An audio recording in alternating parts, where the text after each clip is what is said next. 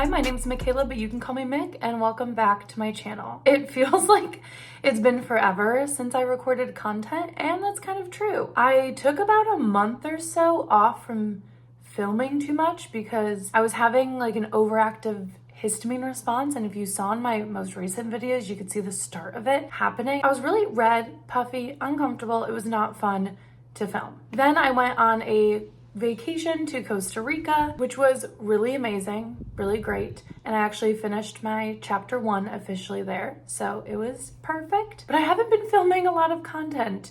So I'm in what I'm calling like a content deficit right now.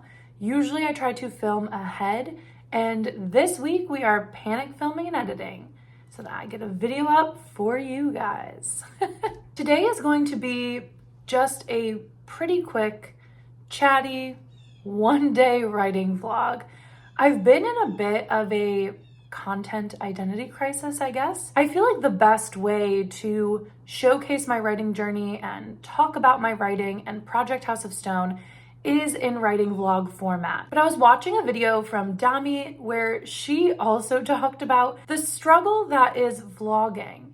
And she said she just doesn't think she's a vlogging girly right now. And I agree. I also don't think I'm a vlogging girly. If I were to try to film for an entire week, I would forget. And I already have a pretty big problem of staying present in the moment. So I feel like me trying to film my everyday would make me even more up in the clouds than I already am. So I was watching my good friend Becca's most recent writing video where she does this section of like write a chapter with me, and I really loved that.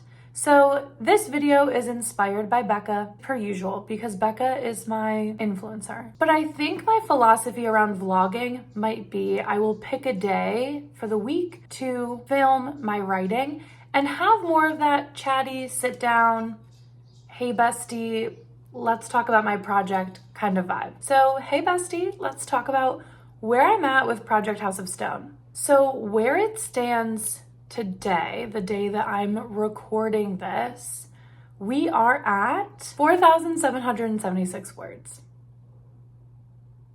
Not enough. I have 2 full chapters like completed. So I will sometimes write out of order, and so I'll be like I've already worked on some chapters like farther ahead. That's usually when I get stuck, get in a rut, and I just want to write something exciting. But I'm only counting the chapters that I've considered to be done. My goal for today is to obviously hit over 5K, but also to fully complete chapter 3. Where I'm at with this novel right now is, I don't know. I get in spurts of good writing sprints. I don't know what it is about this story that makes me drag my feet. If you've been around, you know this story has been on my mind for almost a decade. I've written it, stopped, and now we're back again. And I don't know. I'm kind of like, is this a story I should be writing? I feel like yes, like my gut is telling me yes, but I am dragging my feet compared to any other project I've done or finished. And I don't know what that is. I will say though, I did a Reiki session yesterday, and it was my first time doing Reiki, and it was amazing. Basically, all of my chakras were blocked, so that's great. What a great way to live my life. So we're gonna hope that now all my chakras are cleared, that I can have a great writing session and not feel blocked mentally, physically, emotionally, and most importantly, creatively. Okay, let's set up for today's writing session.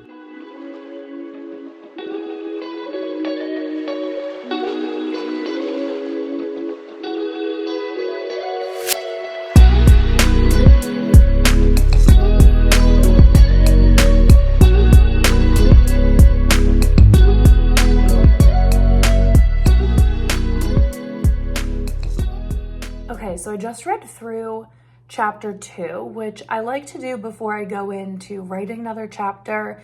If I know I'm going to sit down and write like a full chapter, I just want to remember, where was I, especially since I do sometimes write out of order. And I don't know, reading my own work is so funny because I have like a mix of, okay, that was good.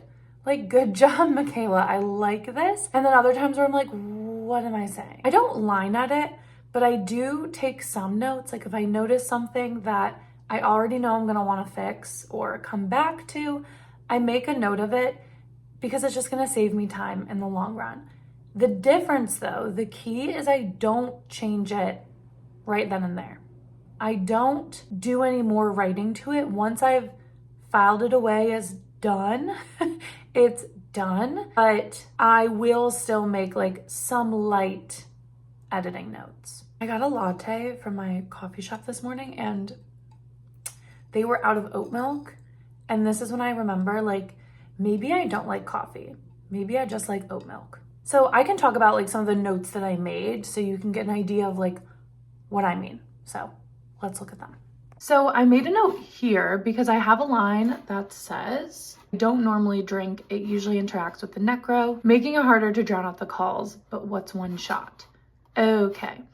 I made a note though that I feel like, okay, let's backtrack. So my main character, Helen, can see, hear ghosts. She takes a drug called necro to dampen what she calls like the calls, dampen the calls. She's saying in that line that she doesn't drink because it interacts with the necro, but I feel like that doesn't make sense because I feel like alcohol or substances would numb the senses just like necro could. So that's something, note for later, make sure I fully flesh out, explore, and understand Helen's abilities, limits, and interactions. Okay, so this is just for later Mikayla for developmental editing. Another funny one that I have that I noticed while reading is, so she does end up getting a drink because she says, I'll have a whiskey then, neat please. She's walking her whiskey through this room, okay? I need to remember that she has a whiskey in her hand when trying to find Row House, which is kind of this like speakeasy-like place that she's trying to find right now in this bar. So she needs to ditch the whiskey at some point, and I have not done that. Like she has a whiskey here, and then there's no mention of this drink ever again. So those are kind of like the notes that I'm taking, just a couple notes for future me.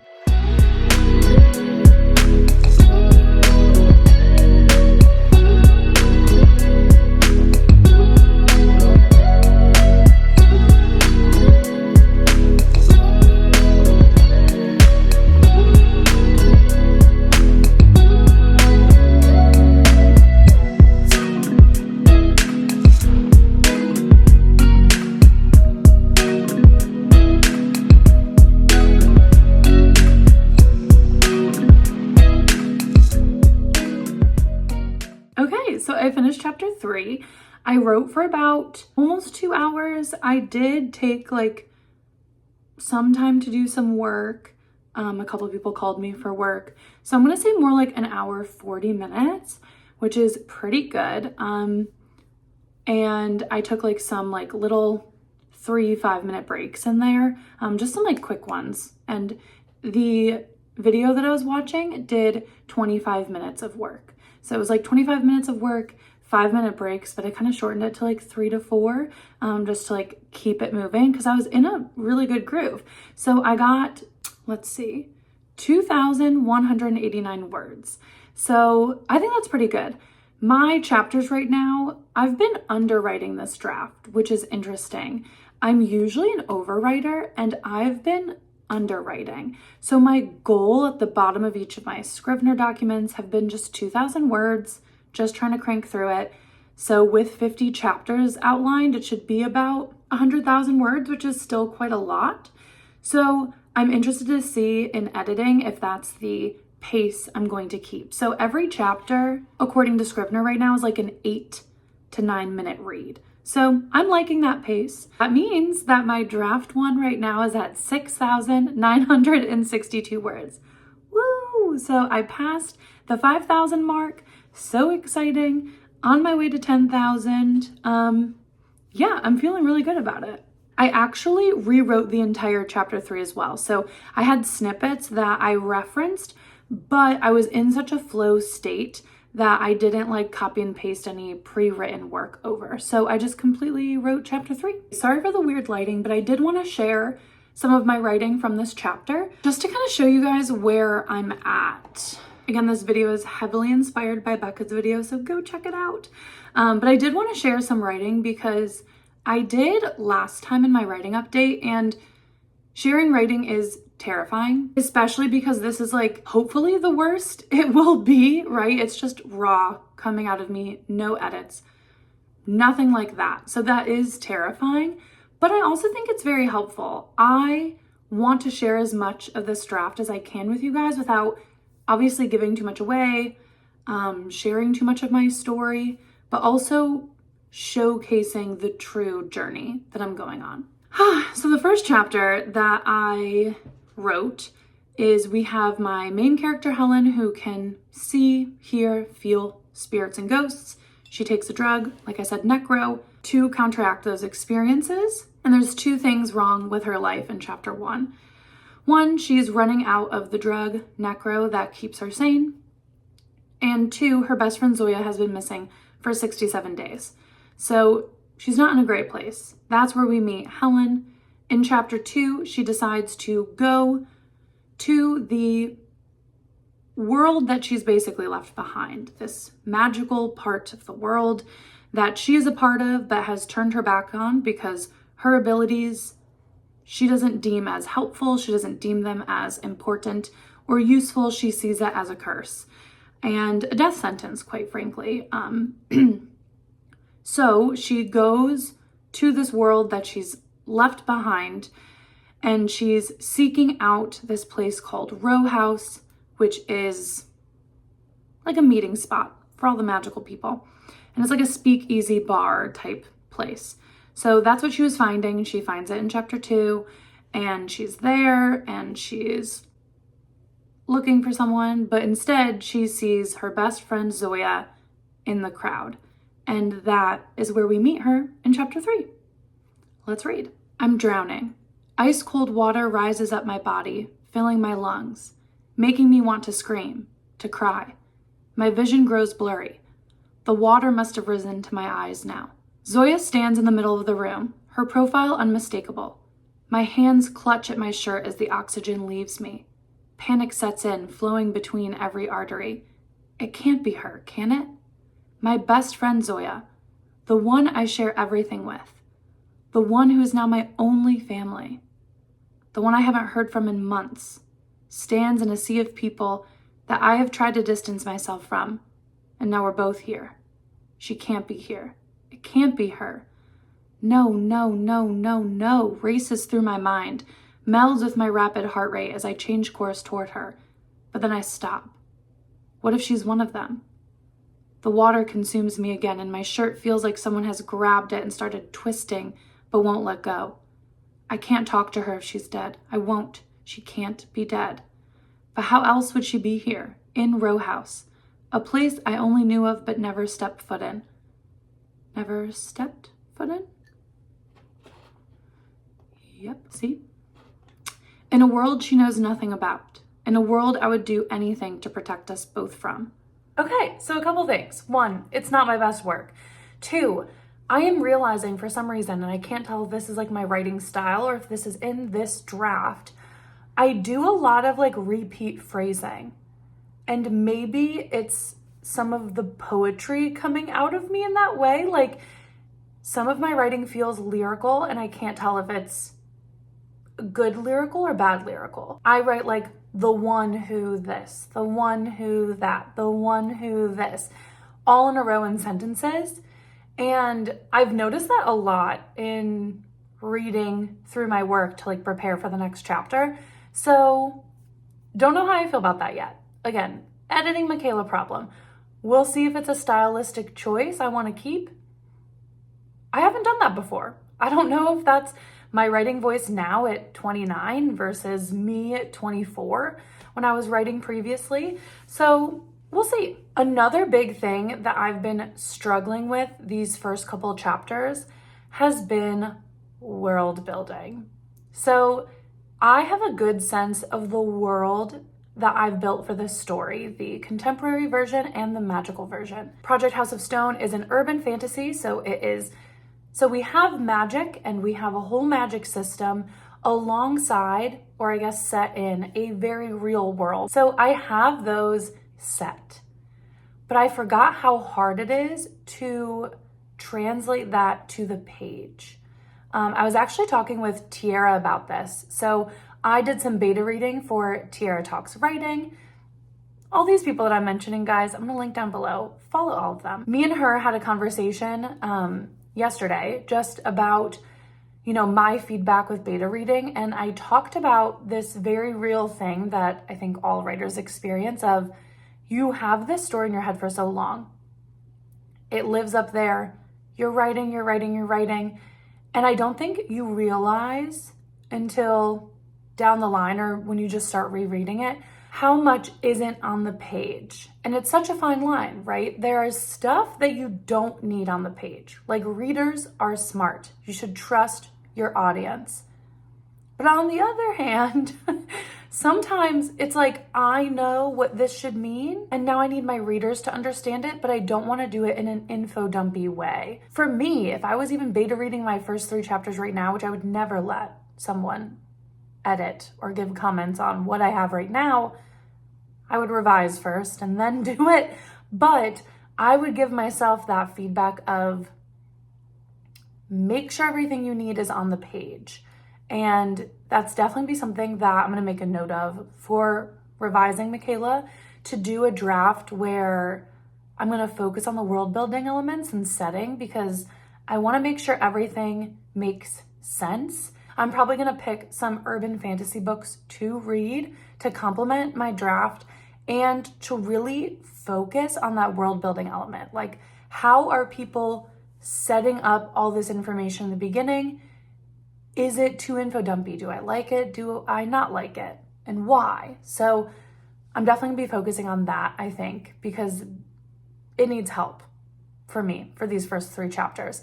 This chapter 3 focused a little bit on that, but a lot of like the relationships. And I think that's what I'm having a hard time with, is like my main character, Helen, I changed. So in the beginning, she was finding out about magic for the first time, and her friend Zoya got swept up in this world in a cult, but the stakes didn't feel high enough. So I changed Helen's role, made her what is called a zlati in this world, where she can see spirits and talk to them and communicate. And like I said, she sees it as a burden, a curse, a death sentence, and she distances herself from this world. I don't know, it makes the stakes higher for me, in my opinion, because her best friend Zoya is now in this world, a world that she doesn't want to be a part of, that she thinks is dangerous, and she of course wants to protect her friend from. So when she joins this cult to try to get her friend out of it, the stakes are higher. But there's a difference in world building of when you do have that like new person enters the world, it's like a great cheat code for world building, because someone has to explain to them how everything works. And in this sense, she knows some of it, not all of it. So there's still points where I will have that, but especially in these first couple chapters, she knows everything. I'm trying to figure out that balance of, and I think I was actually talking to Cody, the writer, about this on a writing call where we were just both writing and we were chatting about our work. And there is a balance that's also needed, because Cody made a good point of, you want enough sprinkled in there so like the reader's interested. Like, I want my reader to question what that means, but want to read more, but then also find out about it in an organic way. I don't know, just something I've noticed in these first couple chapters that is a weird thing to balance that I haven't thought about in years, because my last manuscript was a contemporary. So I haven't written a fantasy in a while. But thank you guys for coming along on this journey. We're almost at 7,000 words of my 80,000 to 100,000 goal is my goal. So we're not close, but we're progressing. And that's what matters. If you've watched this far, thank you so much for watching this little writing update of my drafting diaries for Project House of Stone. I do want to say a big thank you to 5,000 subscribers. Like, there's 5,000 of you. That is so insane. I truly still have not had the words to express how much it means to me. I like don't want to cry. I feel like I say this in a lot of videos and then I end up crying on camera. I'm sorry guys. I'm a Pisces. I just didn't think that it would like get to this point where there's gonna be that many of you who are interested in my project, interested in what I have to say.